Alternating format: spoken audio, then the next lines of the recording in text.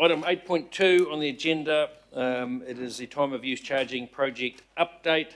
It's just a noting and endorsing of the re-establishment of the time of use charging political reference group. So, Hamish Bunn, Graham Gunthorpe, sorry for putting you off before, but lovely to have you here, and away you go. Thank you very much, Mr. Chair. Always appreciate the post-lunch slot. So, just quickly, we're here to, as you said, talk about two things. It's outlining the process for the time of use charging project with a particular focus on decisions over this year, and then recommend the re-establishment of the political reference group for it.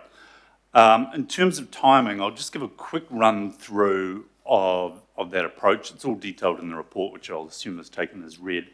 But really, the key thing I think is we're assuming that we're working towards having a scheme approved during this term of council. And so ideally early 2028.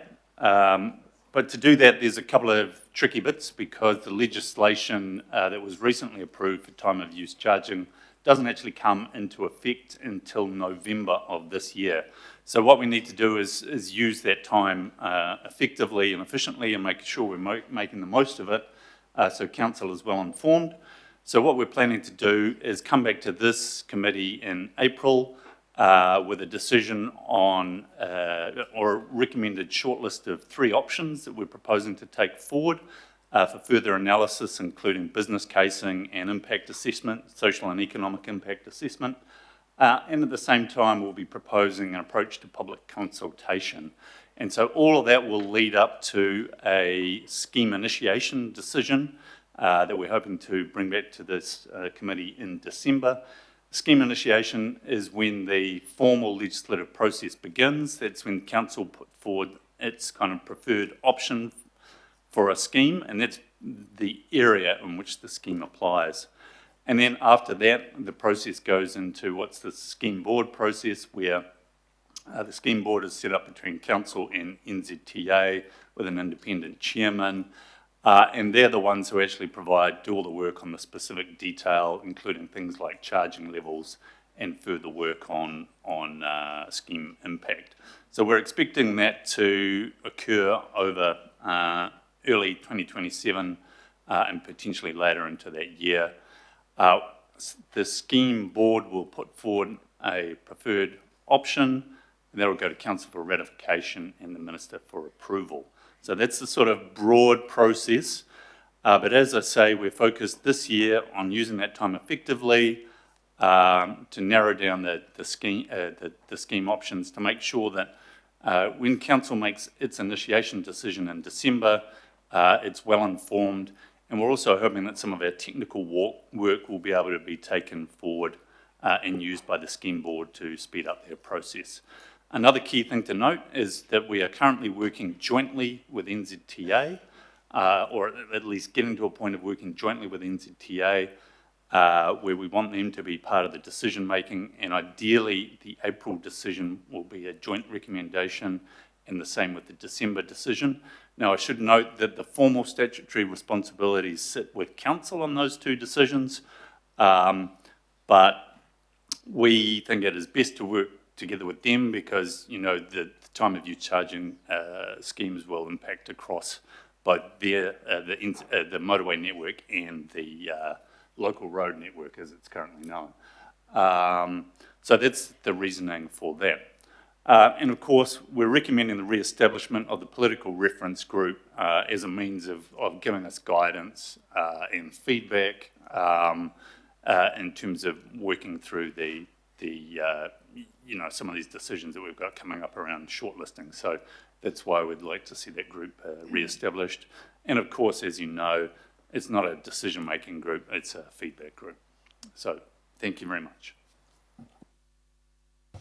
Thank you. Anything to add, Graham? Perfect. Questions? None. John? Thank you. Just on that reference group, so I note that in the report it says that they won't have an agenda set for those meetings. So how's that going to work?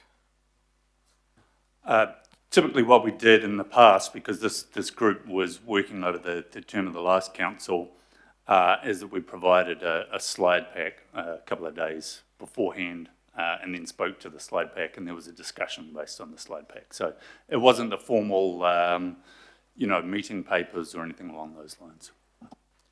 And how are those discussions reported back to this committee?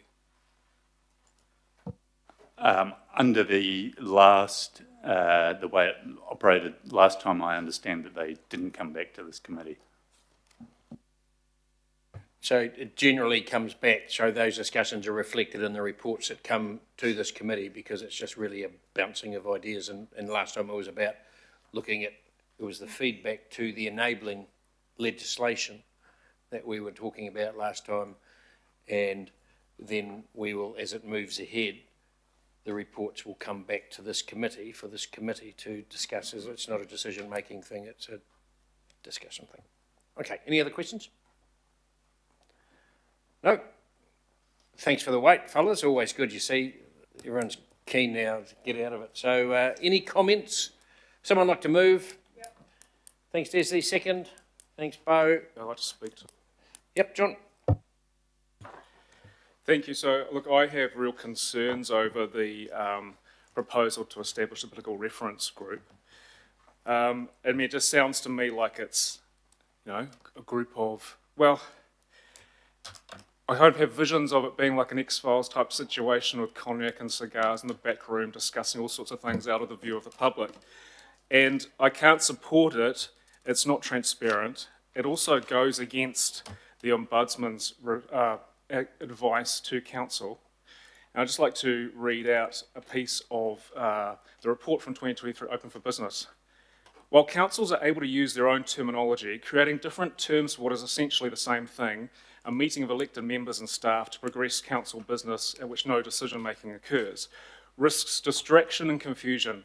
The guidelines for good practice in this report apply to any workshop, briefing, forum, hui, wananga, or whatever else the council calls the gatherings of elected members and council officials used to transact council business.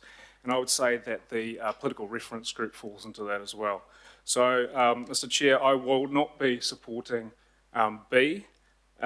Make no mistake, the congestion charge topic is going to be one of the most controversial things that we discuss this term.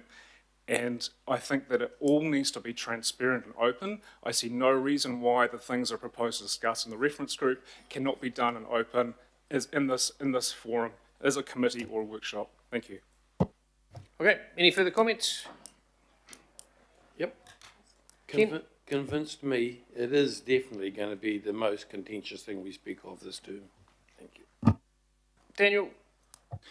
Chair, I wondered if the move I wondered if there is a level of concern about the existence of a reference group. Frankly, it should just be a workshop involving the committee of the whole, because I can see how ultimately it comes back for agreement from a committee of the whole, but in terms of the inputting for the purpose of elected member referencing into the proposal and discussion with staff, I wouldn't want to see people who wish to be involved in that excluded. Any further comment? Nothing from the mover and seconder? So, I would anticipate then we will take this, if, we set up political reference groups all the time, and I'd expect then that if this is going to be for this one, it would be the same for everyone. And, if I can, my only comment to this is we have had report after report today talking about the amount of work coming to this committee in the next year. And so if we want to have workshops on the types of things that the political reference group has typically talked about, which was, as I say, was as far from decision-making as you could possibly get. It was a bouncing of ideas. And so, if we're going to have workshops on this, then, I'd expect full attendance. And, so there's no further... Oh, Shane? Oh, thank you. Just to back you up, Chair, and to point out to colleagues, paragraphs 22 to 25 covers this topic extremely well. We've already had a political reference group on this.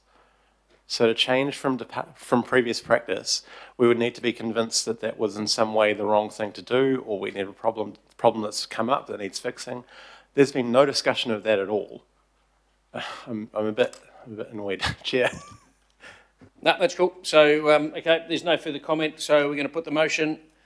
Those in favour say aye. Aye. And against? Against and record against, please. Sorry, just to clarify, against B, not A. Okay, you got to let. Clarify that it's two against. So just clarify who is against, and if you want your votes recorded against, and Mike, you're against, weren't you? Okay. Right, moving right along. Thank you. 8.4, Auckland Transport.